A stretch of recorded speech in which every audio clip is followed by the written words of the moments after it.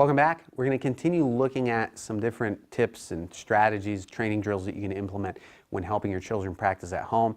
Previously, we were looking at some of the fundamental blocks. We were exploring the outward and inward blocks.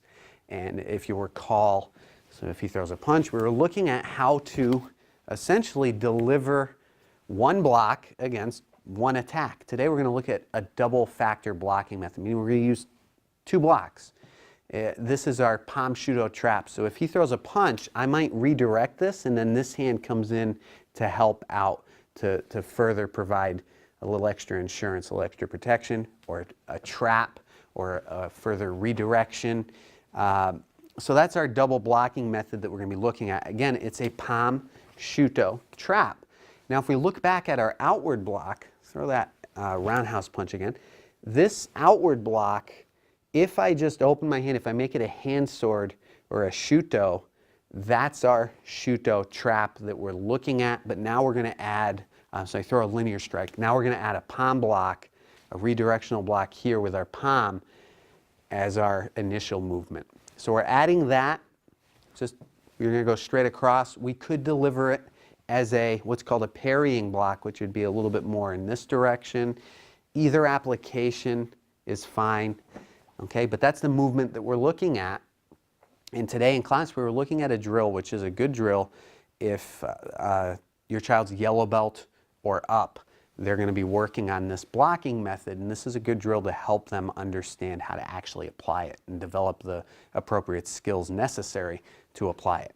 So what we're going to do is, instead of blocking to the outside of the arm, a lot of times we want to block on the outside because it directs his arm across his body and can help negate that arm from coming at me. Let's look at that this way. If he throws a punch with this hand and I direct this across here, you can see he can still attack, okay, but it makes it a little bit more difficult. So we like that. When possible, we try to apply that principle if it's appropriate.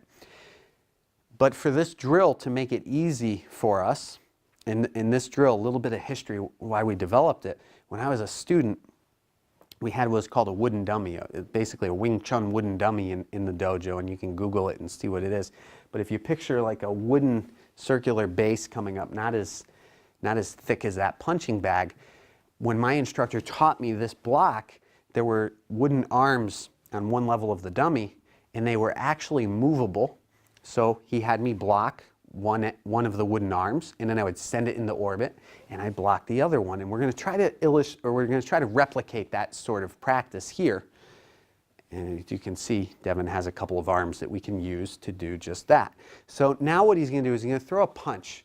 But like I said, if I block this way, it negates that from coming at me a little bit, so we're going to break that rule. And sometimes we would choose to block this way anyway, but I'm going to block out.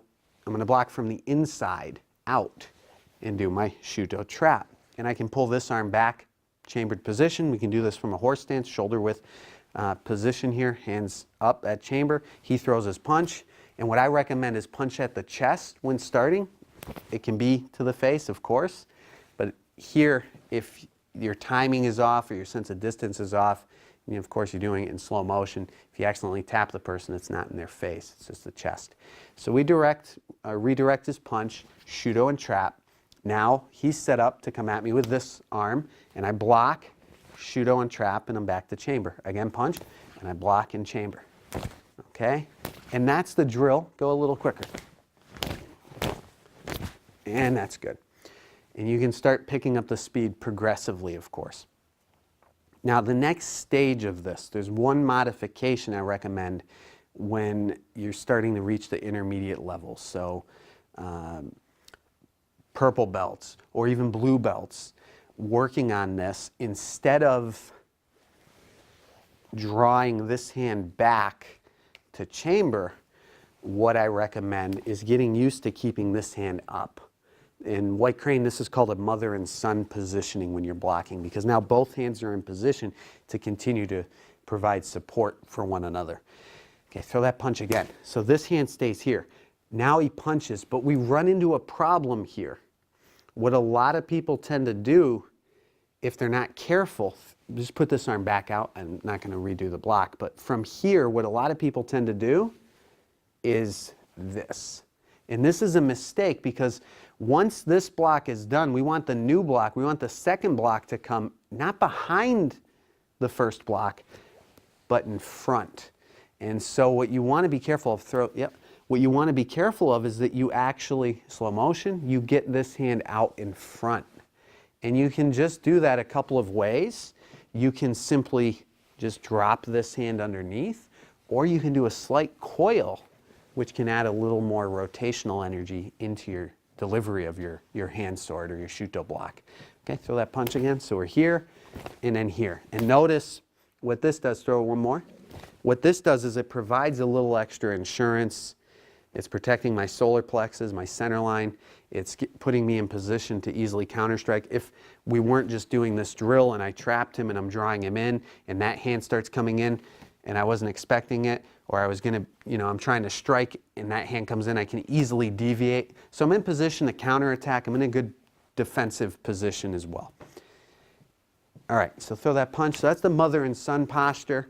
And so there's the drill. You have a couple different ways to do it. When starting out, I recommend stay at this chamber position. Person throws the punch, and you can just draw back to chamber. And then once you start developing skill with that, then we can, go ahead, then we can start working in this mother and son sort of positioning with your blocking hands. All right? So nice fun little drill to start working on. If you have any questions as you do, feel free to post a comment or ask me in class. All right, that'll be it for this tip. See you soon. Take care.